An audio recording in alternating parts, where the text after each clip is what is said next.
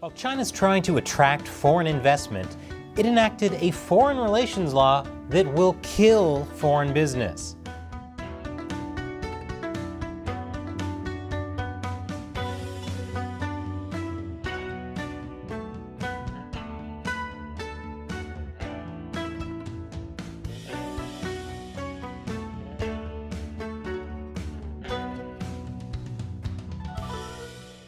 Welcome to China Uncensored. I'm Chris Chappell. The Chinese Communist Party wants foreigners to invest within the country, so it's trying really hard to convince everyone that its economy is doing great. The economy grew 4.5% in the first quarter, the fastest pace in a year. Of course, fastest pace in a year really isn't saying much, considering that a year ago, China didn't have an economy because everyone was locked down under the insane zero COVID policy. Last week, Chinese Premier Li Qiang performed the opening address at the World Economic Forum's 14th annual meeting of the new champions in the Chinese city of Tianjin. He said China's economy is growing fast. So, foreign friends, why not bring your business and your money to China? Quit talking about decoupling and de-risking. That's a false proposition. Everyone should just keep doing business with China. Never mind that the CCP is an authoritarian, genocidal regime. Focus on its GDP. From what we see this year, China's economy shows a clear momentum of rebound and improvement.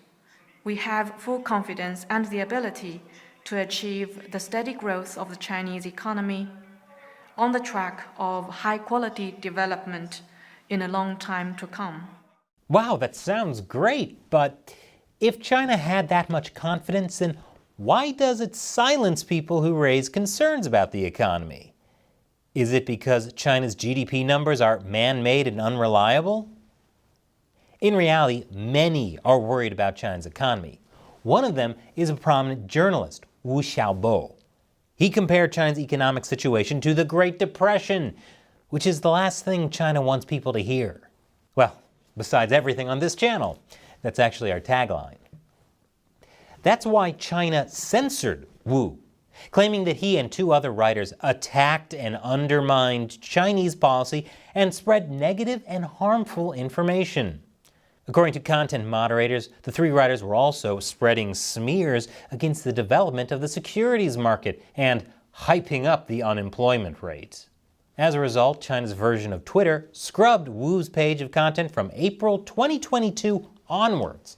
If China's trying so hard to hide how bad it's doing, then it's a sign that foreign businesses should have gotten out of China like yesterday.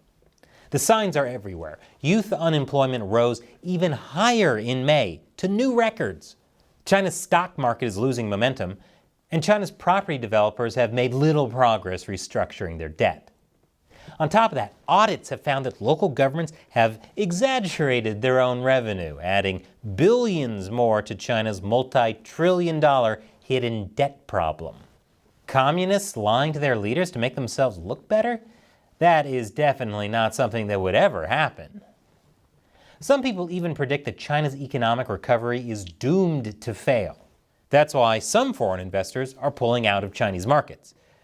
But others, not naming names, just can't seem to quit, which will come back to bite them because China has a new foreign relations law. And those relations are complicated. I'll tell you why after the break. Welcome back. China has a bunch of new laws that will kill foreign business in China. First, there's a counter-espionage law that just went into effect. And it is so vague, it's like if the ending of Inception was a piece of legislation. What does it mean? It's up to your interpretation. For example, it says it aims to protect the people's interests. What does that mean? It means more raids on foreign companies and detaining more foreign executives.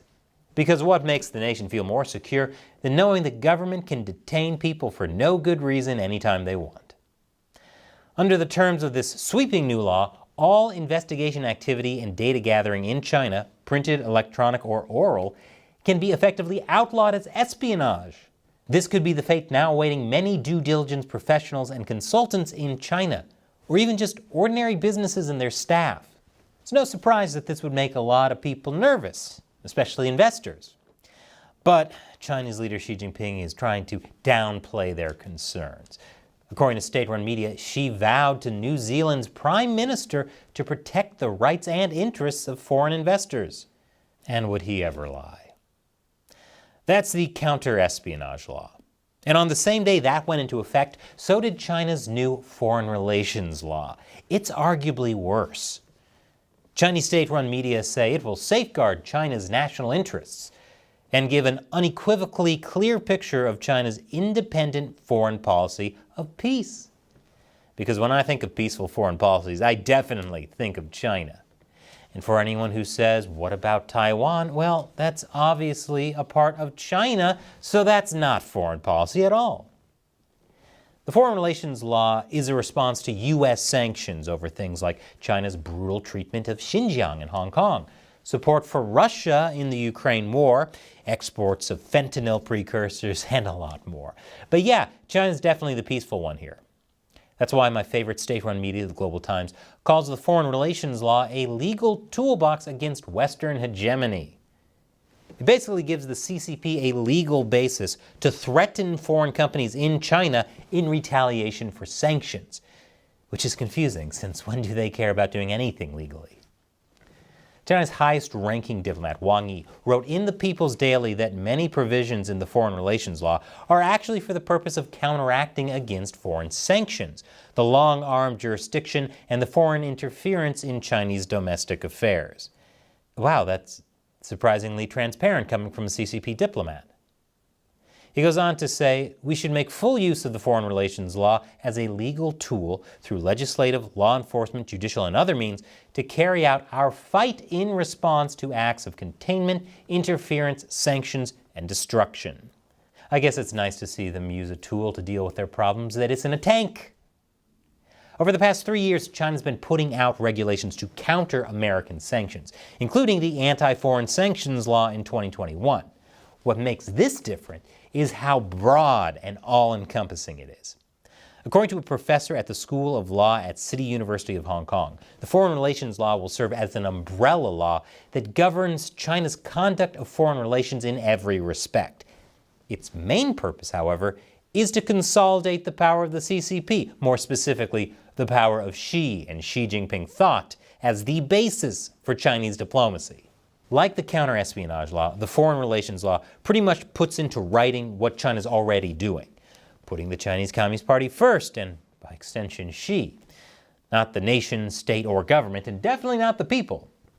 The law explicitly places control of international relations into the hands of the CCP, with the Standing Committee of the CCP, chaired by Xi Jinping, as the top dog of foreign relations.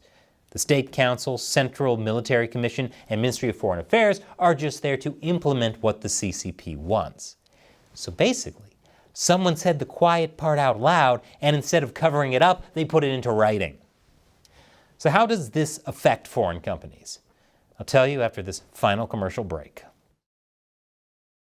Welcome back. So how does the Foreign Relations Law affect foreign companies?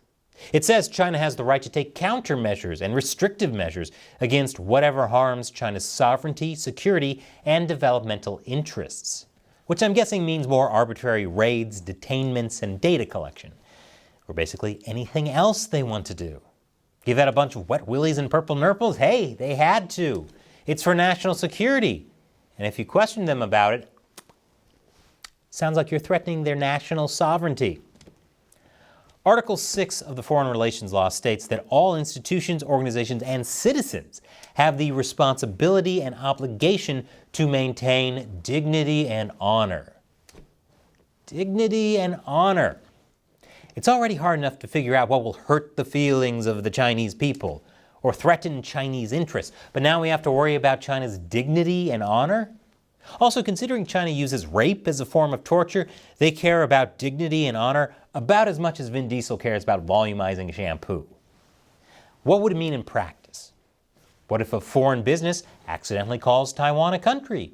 Or complies with U.S. bans on products made with ethnic slave labor? To operate in China, foreign businesses now have to make a choice. They can't have it both ways anymore. Do you follow the democratic world order, or the Chinese Communist Party's world order? And unfortunately, experience has made me very cynical about the answer to that question.